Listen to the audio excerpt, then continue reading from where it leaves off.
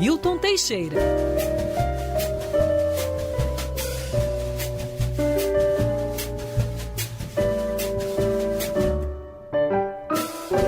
Ai, quando chega sexta-feira, essa musiquinha no fundo, o Cristiano Pinho ficou até pensativo agora. Fiquei, eu tô sem fone, não consegui ouvir o piano, aí eu só fiquei com a interpretação aqui do professor, que também é sempre magnífica, vale se destacar. Professor Milton Teixeira, bom dia, tudo bem? Bom dia, Agatha, bom dia, Pinho, bom dia, Felipe, bom dia, família Band, bom dia, queridos ouvintes, tenham todos uma ótima sexta-feira. Eu sou mais essa música, hoje é sexta-feira. E professor, com essa agitação toda, hoje a gente vai direto para a Ilha do Governador e tem um motivo, né, Pinho? Essa semana a gente falou sobre o estado de abandono, infelizmente, lá da Praia da Bandeira, o canhão já todo enferrujado que tem ali. E aí os insulanos ficaram muito felizes que a gente deu essa atenção para a ilha e querem saber mais sobre a história, professor. Esse nome, ele já diz tudo? Essa ilha era de algum governador? Como que isso é a história da ilha? Se bem que foi abandonada pelos atuais, mas a ilha tem uma história muito comprida. Eu vou resumi-la aqui. Ela foi descoberta em 1502 pelo Américo Vespucci, quando ele achou a Baía da Guanabara. Os índios já habitavam, né? Os índios gatos, né? E chamava-se Paranapuã, que se ergue no mar, ou Ilha dos Maracaiás. Maracaiá quer dizer gato. E o cacique, inclusive, era Maracaiaguaçu, que traduzido quer dizer gatão. Foi o pai do Araribóia. Araribóia nasceu na ilha. E esse pessoal depois foi expulso de lá, porque se aliou aos portugueses, foram para o Espírito Santo. Depois eles voltam com a conquista da Baía da Guanabara.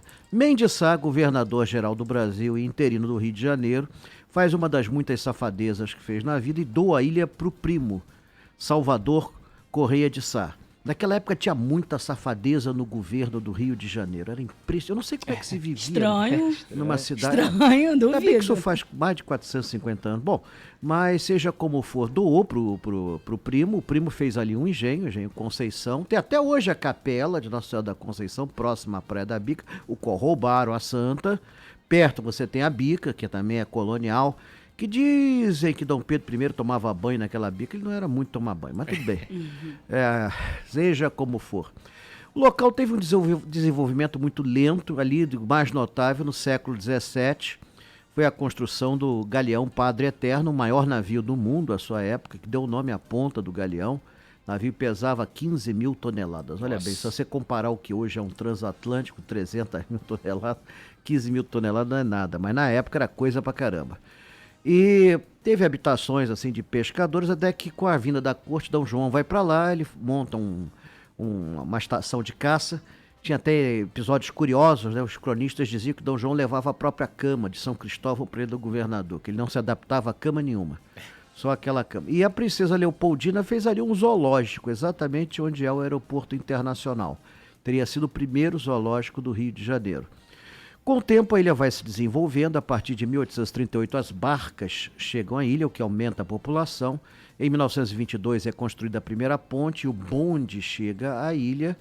E a partir daí, a ilha cresceu até não poder mais. Teve uma área militar muito importante. Ali surgiu a aviação do Exército. Ali tivemos um dos primeiros campos de pouso, que depois transformar-se-ia na base aérea do Galeão e que durante muitos anos foi o aeroporto internacional da cidade, até que foi substituído em 1972 pelo famoso Aeroporto Internacional do Rio de Janeiro, o AIRJ. Na época, com a pista projetada para receber, olha bem que saudade, o supersônico Concorde. Saudades do Concorde que eu cheguei a ver. Dava um esporro danado quando passava pelo Rio de Janeiro. Quebrava a janela, era um barato. E a Ilha do Governador era um bairro até 1981. Aí resolveram subdividir, hoje são 14 bairros. Inicialmente era tudo residencial, agora você tem residencial, comercial. Tem bens culturais interessantes, tem igrejas antigas, monumentos históricos, a própria Capela da Conceição, remanescente do velho engenho. A bica, na Praia da Bica, que dizem que o Dom Pedro tomou banho naquilo ali, eu acho muito difícil, a família imperial não era muito de tomar banho. Dom João só tomou o primeiro banho aos 50 anos na Praia do Caju. Também acabou com a Baía da Guanabara, né?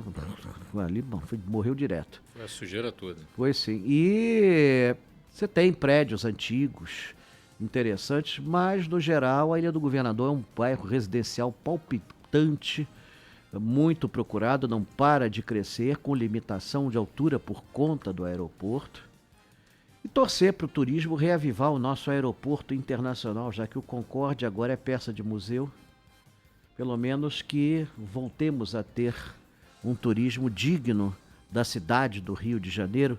É inadmissível que a cidade o Brasil inteiro receba menos turistas estrangeiros que o Museu do Louvre em um ano. Não é Paris, é o Museu do Louvre em um ano. Só o museu Só já o Museu tem mais do Louvre turistas no Brasil. recebe mais turistas estrangeiros que o Brasil inteiro. São 6 E milhões quando de você turistas. chega lá, a Mona Lisa é uma Impressionante. 3x4. Pois é, Só Você sim, ainda sim. fica te olhando com aquela cara lá de quem não comeu e não gostou, né? E é feia. Não, né? é. Você vai, ela olha, né? Mas sabe por que ela dá aquele O quadro da sorrisinho? frente é bem mais bonito. Você sabe, vocês não sabem, ela era outra, né? O cara que sim. encomendou a tela era casado, o Francesco Del Giocondo. Inclusive, aquele quadro foi encomendado para ele botar no banheiro. Que era Não ia amante, conseguir. era amante, era outra, né? Era até uma Ô, história. professor, o nosso ouvinte Kleber, ele falou, Pinho, pergunta pro professor, mas aí eu já vou perguntar, tá, Tá Pinho? bom. Ele falou que leu um livro do Álvaro Teixeira Filho que afirma que Araribóia nasceu na Ilha do Governador. Sim, eu acabei de falar isso. É isso, né? O Álvaro Teixeira Filho é o roteiro cartográfico da Baía de Guanabara, editado em 1972 pela Livraria São José. É o único livro do Álvaro Teixeira Filho, eu amo esse livro. Eu tenho ele e ele fala muito da Ilha do Governador e mostra a evolução da ilha. Ele relata o mesmo que eu. A Estela mandou mensagem e falou, que legal o professor falando da ilha, sou insulana de nascença, porque a pessoa que nasce na ilha, ela não sai da ilha. Ela adora, ama morar na Ilha do Governador, tem família na ilha, que, olha, eles não saem de lá por nada. Assim, é um bairro tradicional, residencial, os prédios são baixos, praticamente a vizinhança toda se conhece, né? Então, tem uma relação de intimidade suburbana, né, que desapareceu, por exemplo, dos bairros da Zona Sul, já há muito tempo. A gente está falando de Zona Norte, Ilha do Governador e São 80 quilômetros quadrados de ilha. nosso próximo destino também é na Zona Norte, professor. Ô, E Pinho, aí deixa eu não é só uma ilha, falar né? a parte do samba aqui, que por favor. né? Claro, União é. da Ilha, lá na Cacuia, ali, bairro da Zona Central da Ilha do Governador. Essa escola que tem um histórico de sambas enredo que marcaram várias gerações aí. Domingo, que eu toquei outro dia aqui no programa, de 1977, aí teve Me o lembro. Amanhã, de Como 1978. será o amanhã? Pois é, o professor vai cantando. É hoje, que teve regravações recentes, muita gente conheceu. Foi pela Fernanda Abreu, se eu não me engano, né? Mas foi samba enredo da União da Ilha em 1982, quando a ilha ficou em 5º lugar e o vencedor do carnaval foi o Império Serrano com Bumbum Paticumbum pro Curundum, que criticava ali, inclusive, o crescimento das escolas de samba, a perda das raízes. Isso que depois veio a gerar muitas críticas também. E aí você teve Festa Profana, de 1989, que é cantado também em arquibancadas aí dos estádios de futebol. Então, a União da Ilha teve grandes intérpretes, grandes desfiles e sambas enredo que entraram para a história da música popular brasileira. É hoje de Fernanda Abreu, tá aqui Exatamente. confirmado. Foi a Então, regravação dela memória que não acabou falha. resgatando aí esse samba enredo histórico e muita gente que só ouvia música pop acabou conhecendo pela voz da cantora. A gente tem muito ouvinte na ilha, viu? O Flávio mandou mensagem pra gente. Muito boa explicação do professor Milton. Moro na freguesia da ilha e a igreja de Nossa Senhora tá deteriorada. E aí, infelizmente, Eu né? estive lá 20 anos atrás, ela já estava caindo aos pedaços. Que beleza! Só que fique claro, isso aí é o Império Serrano que ganhou da ilha. Em 1982. Não é uma Professor, provocação. Não isso. é. Não é. Professor, vamos falar do Complexo do Alemão, cenário de filmes e mais filmes, Terra cenário... de samba também. Também. Ou The German Complex, né? Agora tudo Foi tem que algum ser alemão, falado. professor, que deu esse nome aí? Tem origem com algum alemão? Nosso Rodolfo Nosso Schneider? Rodolfo Não. fez a mesma coisa. Na verdade, ele era meio alemão. Era um polonês, Leonard Markiewicz. E quando ele nasceu, realmente, o território da Polônia pertencia ao Império Alemão. Por isso era muito comum no passado. Por exemplo, os judeus eram chamados de turcos, porque a Palestina hoje pertencia ao Império Turco. Então tinha isso. Então por isso que ele era chamado de alemão. Ele, em 1920, ele compra aquela serra, a Serra da Misericórdia, Começa a fazer loteamentos, na mesma época se instala na Penha o Curtume Carioca. Complexo do Alemão é um complexo de 16 comunidades que vão desde São Cristóvão até a Penha.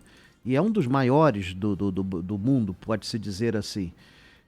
E essa história do Complexo do Alemão, ela é bastante subdividida. Eu vou aqui resumi-la impressionantemente. Então, ele começa a lotear, vem o Curtume Carioca, depois vem a abertura da Avenida Brasil. Com isso, a comunidade cresce bastante, ali passa a ser um bairro residencial por excelência. De início, o Leonardo loteava os terrenos, tentava fazer rua, tentava fazer alguma coisa assim de um ordenamento. Depois de 1970, o bicho passou a correr solto, porque as terras passaram a ser distribuídas pelas associações de moradores. Aí realmente se consolidou a comunidade, cresceu bastante. Nos anos 80 você tem a entrada do tráfico. A população do Alemão é de 99,9999999% de trabalhadores. Agora, até aquele desgraçado 0,00000 que tem uma AK-47 e bota para quebrar. Essa turma é que é perigosa. E ali é um verdadeiro mundo que eu cheguei a conhecer muito bem. Quando tentaram pacificar aquilo em 2011, colocaram a polícia pacificadora, levei muito turista. Foi o Príncipe Henry, foi lá, tomou açaí, lá no Alemão, onde era o micro-ondas. Né? Que contraste, hein? Não, ele já não viu o micro-ondas, tiraram o micro-ondas, mas quando eu levei lá os primeiros turistas, o solo era todo preto de cinzas, assim. Eu garanto que aquilo não era churrasco de carne de vaca. Pois é, então a coisa era assim. Não, e cheguei a fazer lá passeios gastronômicos. Os caras faziam uns sanduíches completamente. Em Nova Brasília tinha uma série de lanchonetes. Nova Brasília, para quem não conhece, é uma comunidade onde moram, é assim, não é uma Brasília está mais favela do que Nova Brasília. E eles tinham lá lanchonetes, cheguei a levar muita gente lá para comer os sanduíches. De todo tipo lá, né, professor? Sim, sim, era uma comunidade progressista. Eu acreditava realmente que aquilo ia adiante, que a violência estaria controlada, não digo vencida, mas controlada, a um nível que você pudesse frequentar. Porque no Rio de Janeiro, você sabe como é que é, ninguém te proíbe de sair com joia. Agora, se você vai voltar com elas, são outras coisas. Mas a coisa voltou para trás, deu para trás. Eu cheguei a levar senhoras da sociedade de Ipanema e Leblon. Elas ficavam encantadas com aquilo ali, achavam um barato. Depois podiam dizer para os amigos, estive no Alemão, não sei o quê, comi no Alemão. Era muito bacana. Aquele teleférico era inacreditável, era muito bom. E é uma pena, né, que as coisas aqui voltaram mais ou menos como era antes no Quartel de Abrantes. Fizeram até filme. Um filme até bastante segregacionista, né? Mas fizeram novelas lá, passadas no local, mas o principal é extirpar o câncer da violência. Isso, infelizmente, não foi conseguido. O Alemão também conecta não só as suas próprias favelas, né, professor, mas pela Serra a outros conjuntos de favelas, vai se expandindo aí por tudo que é bairro. Sim, porque os limites, olha, vai de São Cristóvão, Ramos, Olaria, pega isso tudo, Penha, pega isso tudo, né? Havia até um projeto de fazer um teleférico ligando o Morro do Alemão à Igreja da Penha, ou seja, ia fazer o conjunto turístico. Tinha tudo para dar certo. Tinha tudo para dar certo. Mas, e fizeram a coisa certa, botaram o teleférico começando da estação ferroviária, que também era estação metroviária. Estava tudo montado ali. Mas, infelizmente, a violência recrudesceu e os turistas foram embora. Hoje, o seu local ainda tem gente sendo visitando, conhecendo turisticamente, mas é muito pouco comparado com o que teve em 2012, 2013, 2014. Eu levava ônibus e eles consumiam, faziam o comércio crescer, tudo mais. Pô, é uma pena. E quando tem tiroteio, quem está no teleférico fica muito vulnerável, né? Eu fiz um vídeo, inclusive, a respeito disso, criticando os políticos em relação às promessas que fizeram na região e depois a realidade, chama o Bonde da Farsa, está no YouTube, quem quiser procurar. E tem um determinado momento que mostra o tiroteio com uma pessoa preocupada dentro do teleférico ali filmando. Sim, então, porque ele é muito exposto. As estações são muito bonitas, com mosaicos feitos por artistas locais. Eles aproveitaram os artistas locais, fizeram uma homenagem a Cartola numa delas, fizeram homenagem a outros sambistas. Fizeram homenagem à comunidade local, fizeram painéis muito bonitos, mas é o tal negócio, é como dizia Shakespeare, foi um sonho de uma noite de verão. E, professor, ainda tem bastante ouvinte falando do nosso outro assunto, da Ilha do Governador, ó, Eita, o Pedro. viva a ilha! Viva a ilha! O Pedro, Brinca, bateria. o Pedro falou, moro no Jardim Guanabara há 23 anos, ouço vocês todos os dias. O povo da ilha não sai nem quando morre porque enterra ali no Cacuia mesmo. Ele brincando com essa situação de que ninguém Para não sabe. dizer que eu não conheço nenhum, eu conheço um insulano que saiu da Ilha do Governador, nosso Pedro Antônio Guimarães, que foi colega aqui do grupo, mas é o único também, quase ninguém sai da ilha, né? Já que falam tanto dos monumentos da ilha, estão precisando fazer um Araribóia, que é nativo de lá. Sim, filho da terra. Araribóia quer dizer serpente da tempestade. Olha que nome. O professor vai falando os nomes aí relacionados à ilha, né? Até por conta da origem indígena, e você vai associando. Por exemplo, Paranapuã era uma empresa de ônibus, né? Porque acabou declarando falência recentemente. Entre outros Colina aí, do Mar. É isso, os bairros de lá levam muito esse nome. Tem um posto do Detran também, que é num bairro, acho que é Tubiacanga, algo assim também. Tubiacanga. Isso. Tem a estrada de Tubiacanga. E aí a história, ela vai... Quando o professor vai passeando pela história, você vai entendendo por que os nomes persistem até hoje, né? Falando em passeando pela história, hoje a gente tem passeio, né, professor? Temos sim. Eu e Marcos Lacerda, a dupla da pesada, nós vamos fazer um tour histórico artístico pelos cinemas antigos do Rio. E desta vez incluir centro, zona norte, zona sul, zona oeste. Dá para incluir tudo? Não, senão ficaríamos aqui 3 dias. Nós temos só 1 hora e meia para fazer isso, e ainda por cima contar historinhas que aconteceram. Muitas delas eu presenciei, era um grande frequentador de cinema, apesar de enxergar, sempre ter enxergado mal. Tinha uma péssima visão, mas assisti coisa que ninguém não acredita que exista. Assisti Tubarão no cinema, Star Wars no cinema, A Volta ao Mundo em 80 Dias, 20 mil léguas submarinas, que tinha um outro efeito. Tinha, bom, quando o bandido levava soco, todo mundo batia a palma. É diferente, você não tem isso. Hoje aqui, você não tem isso. O filme do Schwarzenegger, quando matava lá o bandido, todo mundo... O cinema era mais interativo, né? Era interativo, todo mundo participava. Quando a Estrela da Morte explodiu, o cinema Roxy foi abaixo. Assim, Hoje em dia, a única coisa que se ouve é o barulho da mordida da pipoca das pessoas. Não, mas em estreia ainda tem um pouco dessa cultura das pessoas baterem palma, mas não... Só em estreia mesmo. Só em Sim, mas estreia, na minha época os Porque as cinemas pessoas tinham são muito 1.500 lugares, 2.000 lugares, 3.000 lugares, como São Era um Luís. estádio, pô. né? Era um estádio, era um troço assim, inacreditável. As bruxas de Eastwick, ninguém ria de passar mal ali dentro. Era coletivo, todo mundo acabava rindo. Tinha o namoro do cinema que ninguém consegue tirar. Não adianta, tem N histórias desse sentido. Tem umas até que eu não posso contar, por motivos óbvios, né? A censura aqui proíbe neste horário que eu fale. O vento levou. Pergunte ao seu avô o que é o vento levou no cinema. Mas, seja como for, nós vamos ter hoje, 12h30 no YouTube. Vamos estar lá. Quem não...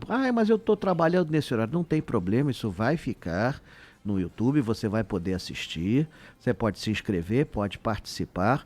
Não coloquei todos os cinemas, não é possível, infelizmente não é possível, eu coloquei uns 60, mas não coloquei todos.